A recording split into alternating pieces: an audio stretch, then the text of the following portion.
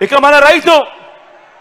మన రైతన్నకు గతంలో కూడా ఎప్పుడూ జరగని విధంగా, గతంలో మన రైతన్న ఎప్పుడూ చూడని విధంగా మొట్టమొదటిసారిగా రైతన్నకు తాను పెట్టుబడి పెట్టేటప్పుడు, పంట వేసేటప్పుడు ఆ రైతన్నకు పెట్టుబడికి సహాయంగా మొట్టమొదటిసారిగా ప్రతి ఏటా 13,500 రూపాయలు ఇస్తూ ఈ 5 సంవత్సరాలలో ఏకంగా రైతన్న చేతిలోకి 67,500 రూపాయల రైతన్నకు అందించిన ప్రభుత్వం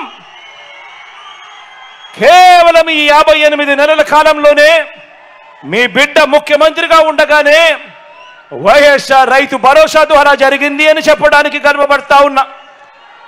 రైతన్నను గ్రామంలో చెయ్యి పట్టుకొని నడిపించేందుకు ఏకంగా 10,778 ఆర్బీకే కేంద్రాలు గ్రామంలో ఈరోజు కనిపిస్తా ఉన్నాయి.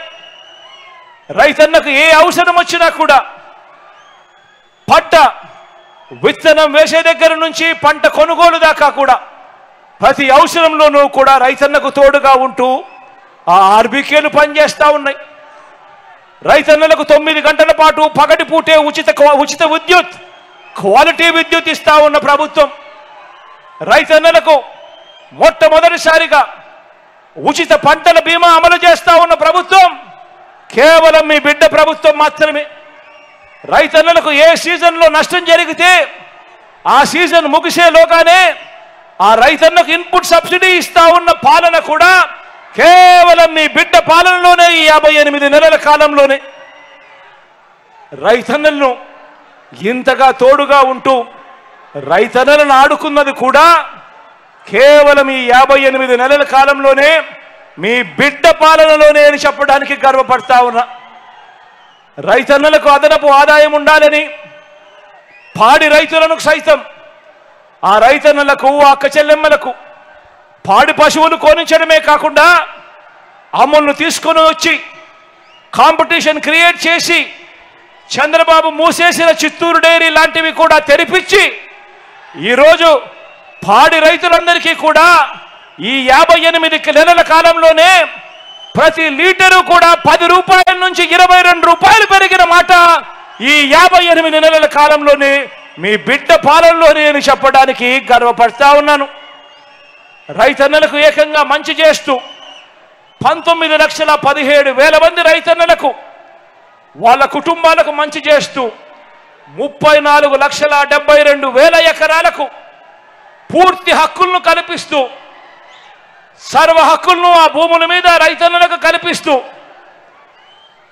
ఆ రైతన్నలకు 22A కింద కానీ సర్వ హక్కులు కల్పించడం కానీ, తీసేయడం కానీ, సర్వ హక్కులు కల్పించడం కానీ జరుగుతూ ఉన్నది కూడా కేవలం ఈ 58 నెలల కాలంలోనే మీ బిడ్డ ముఖ్యమంత్రి అయిన తర్వాతే అని చెప్పడానికి గర్వపడతా ఉన్నాను.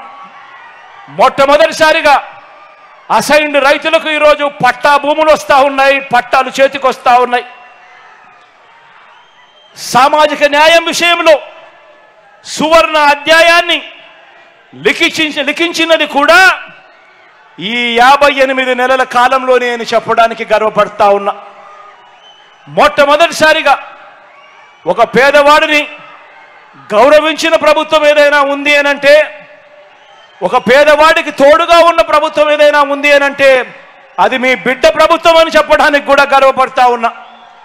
మొట్టమొదటిసారిగా నామినేటెడ్ పదవుల్లో ఏకంగా చట్టం చేసి మరి 50% పదవులు నా నా నా నేను పిలుచుకుంటూ నా ఎస్సీలు బాగుండాలి, నా ఎస్టీలు బాగుండాలి, నా మైనారిటీలు బాగుండాలి, నా బీసీలు బాగుండాలి అని చెప్పి ఏకంగా చట్టం చేసి మరి వారిని పైకి లేపాలి, వారిని ఎదగనివ్వాలి అని చెప్పి 50% పదవులు వాళ్ళకే ఇచ్చేట్టుగా చట్టం చేసిన ప్రభుత్వం కేవలం మీ బిడ్డ ప్రభుత్వం.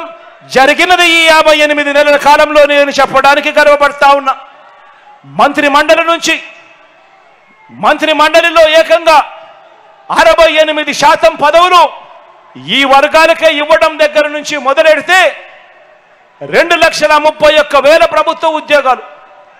రాష్ట్రం విడిపోయిన తర్వాత మన ప్రభుత్వంలో ఎన్ని ఉద్యోగాలు ఉన్నాయని చూస్తే దశాబ్దాలుగా స్వతంత్రం వచ్చినప్పటి నుంచి మన రాష్ట్రంలో ఉన్న ఉద్యోగాలు 4 లక్షలైతే ఈ 58 నెలల్లో మీ బిడ్డ ప్రభుత్వం వచ్చిన తర్వాత అదనంగా మరో 2,31,000 ఉద్యోగాలు మీ బిడ్డ ఇచ్చాడు. ఆ 2,30,000 ఉద్యోగాలలో ఏకంగా 80% ఉద్యోగాలు నా నా నా నా నేను పిలుచుకుంటా ఉన్నా. నా ఎస్సీలు, నా ఎస్టీలు, నా బీసీలు, నా మైనారిటీలు అని చెప్పి ఏకంగా 80% ఉద్యోగాలు ఆ వర్గాలకే దక్కాయి అనంటే ఆలోచన చేయమని కోరుతా ఉన్నా. నేను ఇక్కడే ఒక విషయం చెప్తా ఉన్నా. ప్రతి పేదవాడు బాగుండాలి, ప్రతి పేదవాడు కూడా బాగుండాలి. ఆర్థికంగా ఇబ్బందులు పడతా ఉన్న ఏ వర్గాలు ఉండకూడదు.